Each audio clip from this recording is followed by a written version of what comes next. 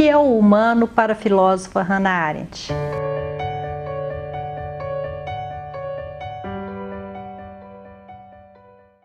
Na terceira parte de sua obra, Origens do Totalitarismo, de 1951, precisamente no capítulo intitulado Ideologia e Terror, Arendt discorre sobre os horrores e desastres provocados pela Segunda Guerra Mundial e as consequências da destrutividade das duas grandes guerras do século XX, sobretudo em relação ao destino da humanidade a partir de então.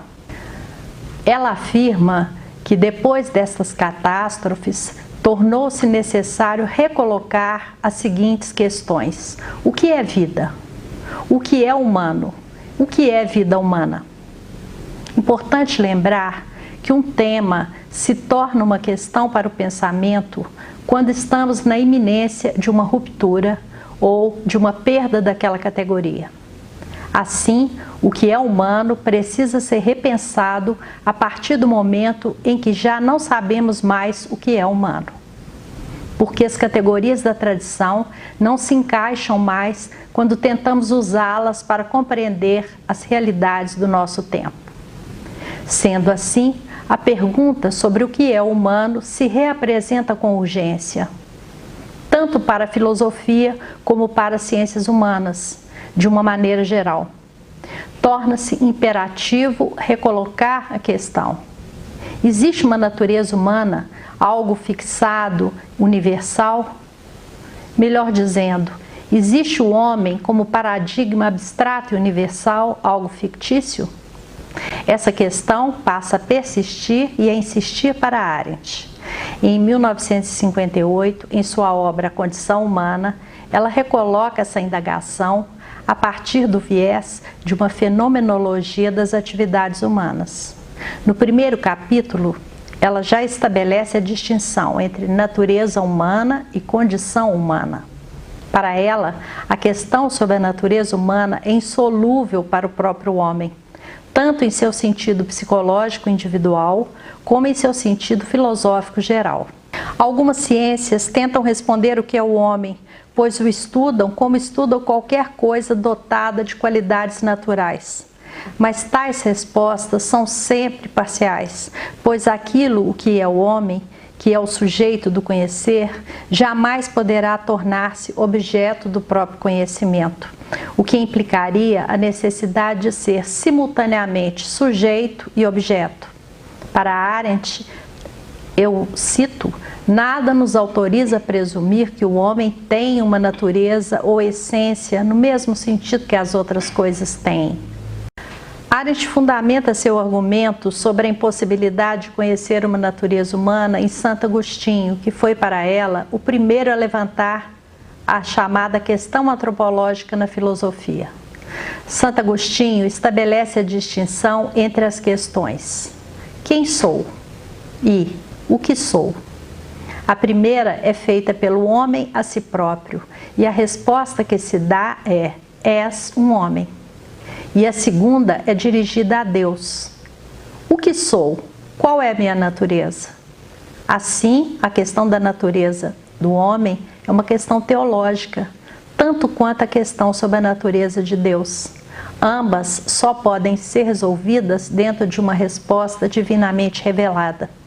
Por outro lado, como seres humanos, somos submetidos às condições da existência humana.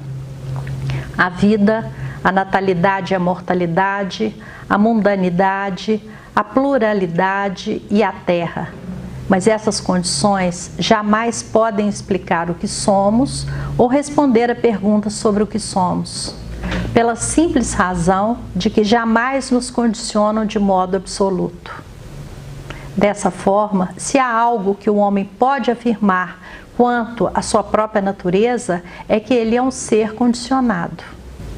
Os homens são seres condicionados porque tudo aquilo com que eles entram em contato torna-se imediatamente uma condição de sua existência. Além das condições sob as quais a vida é dada ao homem na Terra, e em parte a partir delas, os homens constantemente criam suas próprias condições produzidas por eles mesmos. O que quer que entre em contato com a vida humana ou mantenha uma relação mais duradoura com ela, assume imediatamente o caráter da condição da existência humana. Por isso, os homens, independentemente do que façam, são sempre seres condicionados. Tudo que adentra o mundo humano por si próprio ou por ele é trazido pelo esforço humano, torna-se parte da condição humana. Como seres condicionados, os homens vivem sob contingências, sob circunstâncias históricas variáveis, flutuantes e muitas vezes imprevisíveis. Sob essa condição, as ações que se exercem são sempre mutáveis e transformadas. Dessa maneira, não há uma noção determinada de ser humano, mas uma abertura para a sua compreensão, que está de acordo com a diversidade de nossas ações. Hannah Arendt compreende essa condição como exercício do que ela denomina vida ativa. Pensar o humano em termos de sua condição representa uma ruptura com a tradição do pensamento filosófico.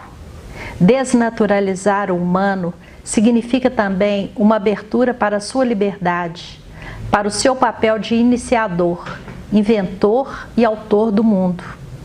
Apoiados nessa concepção do que é humano, chegamos ao cerne do pensamento político de Hannah Arendt, no qual ela se inspira no conceito de natalidade em Santo Agostinho.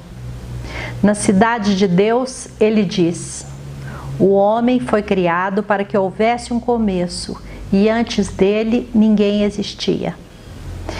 Esse início atribuído ao homem difere do início do mundo. Não é o início de uma coisa, mas de alguém que é ele próprio um iniciador. Cada homem é singular, de modo que a cada nascimento vem ao mundo algo singularmente novo. A condição humana da natalidade corresponde ao fato da distinção e é a efetivação da condição humana da pluralidade, isto é, viver como ser distinto e singular entre iguais.